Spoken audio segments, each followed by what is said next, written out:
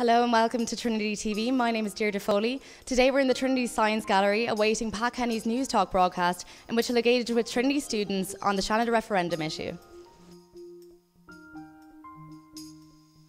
And here we are, joined by the legendary Mr. Pat Kenny. Let me first say what an informative and heated debate that was.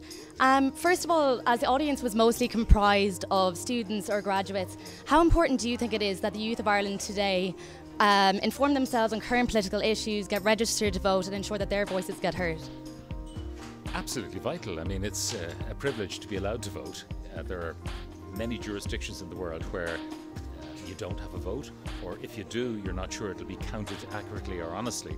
So in our developed democracy, to have a vote is a privilege, and I think it should be exercised. Yes, I totally agree.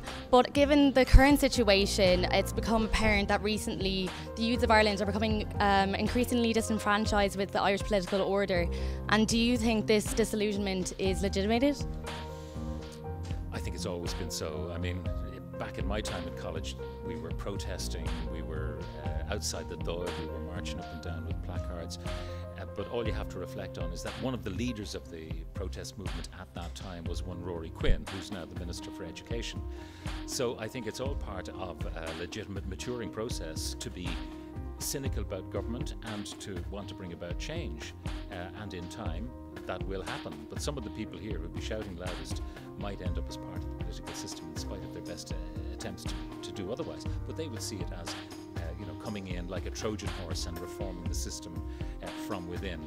And that's quite a legitimate aspiration. But I think it's the nature of things that students should be standing a little bit back from the political system rather than embracing it.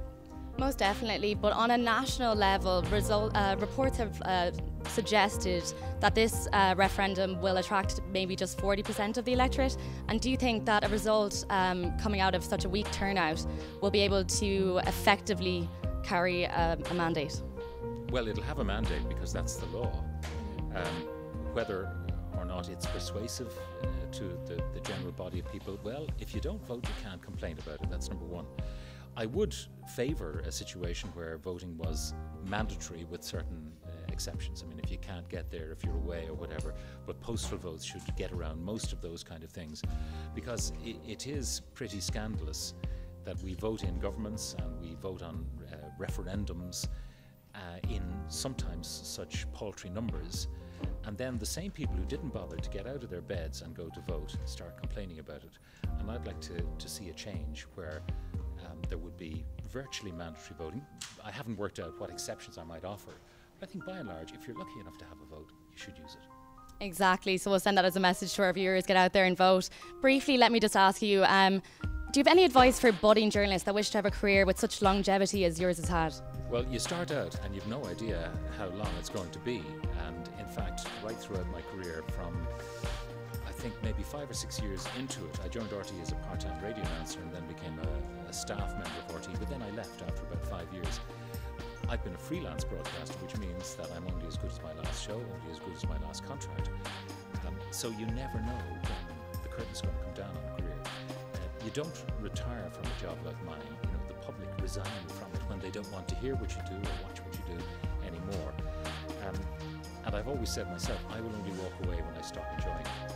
As you can see, I'm thoroughly enjoying it at the moment, so as long as they want me, I'll keep doing it. Exactly, and we hope you stick around as long as possible. It's been an absolute pleasure. Thank you so much for taking your time to speak to us. My pleasure. Thank you, Pat. Thank you so much for tuning in to TTV. What an exciting interview that was. Be sure to look out for our future videos, events and our exclusive trip away, which you can find on the links below. Thanks for watching.